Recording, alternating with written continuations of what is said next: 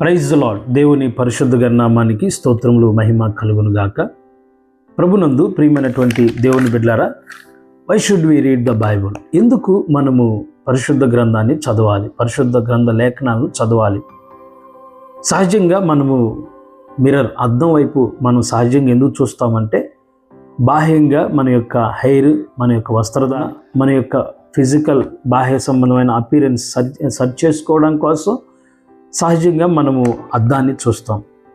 At the same time అలాగనే దేవుని యొక్క వాక్యాన్ని, పరిశుద్ధ గ్రంథాన్ని మనం చదివినప్పుడు సహజంగా పరిశుద్ధ గ్రంథ లేఖనాల్లో ఉన్న మాటలు ఏం చేస్తాయి అంటే, మనము దేవుని యొక్క వాక్యాన్ని చదివినప్పుడు అది మన పొరపాట్లను చూపిస్తుంది, పొరపాట్లను ఒప్పింపజేస్తుంది.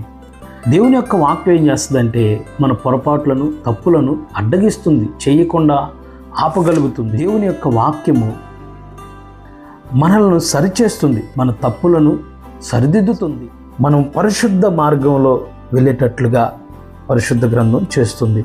కాబట్టి తప్పనిసరిగా అనుదినము దేవుని యొక్క వాక్యాన్ని చదవండి. దేవుని యొక్క వాక్యాన్ని చదువుట ద్వారాగా మన యొక్క ఆధ్యాత్మిక జీవితం దినదినము క్షేమాభివృద్ధికరంగా మారుతుంది. దేవుడి ప్రశస్త మాటలు దీవించి ఆశీర్వదించును గాక. ఆమెన్. Praise the lord.